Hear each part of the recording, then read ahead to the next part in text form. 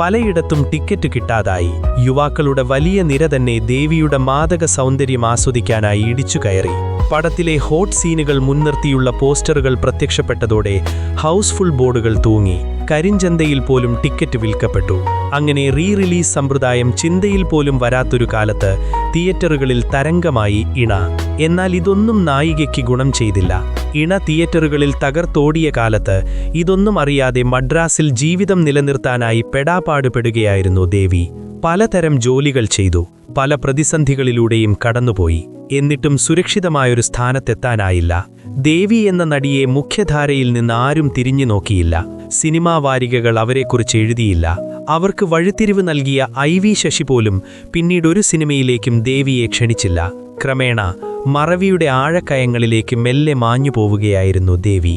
നിറമുള്ള രാവുകൾ, തിമിംഗലം, യുദ്ധം, അഷ്ടപതി, മൈനാകം എന്നീ മലയാള പടങ്ങളിൽ ചെറുവേഷങ്ങളിൽ വന്ന ദേവി നിറമുള്ള രാവുകളിൽ വേശ്യാലയത്തിൽ അകപ്പെട്ട പെൺകുട്ടിയായാണ് അഭിനയിച്ചത്.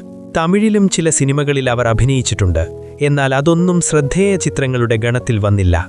ദേവി ബാല എവിടെ? സിനിമയിൽ നിന്നും അകാലത്തിൽ വിരമിച്ച പല നടികളും പിന്നീട് തിരിച്ചുവരികയോ സീരിയലുകളിലോ റിയാലിറ്റി ഷോകളിലോ പ്രത്യക്ഷപ്പെടുകയോ ചെയ്യാറുണ്ട്. എന്നാൽ ദേവിയെക്കുറിച്ച് പിന്നീട് ആരും ഒന്നും കേട്ടില്ല. ദേവി വിവാഹിതയായി മലേഷ്യയിലേക്ക് പോയി എന്ന് ചിലർ, ചെന്നൈയിൽ തന്നെയുണ്ട് എന്ന് മറ്റു ചിലർ. ഒന്നിനും സ്ഥിരീകരണമുണ്ടായില്ല, ഒന്നും നിഷേധിക്കപ്പെട്ടതുമില്ല. പിന്നീടൊരിക്കലും പൊതുശ്രദ്ധയിലേക്ക് ദേവി മടങ്ങിയെത്തിയില്ല. ദേവി ബാലയുടെ പൂർണ്ണ കഥ കാണാൻ ചാനൽ സന്ദർശിക്കുക.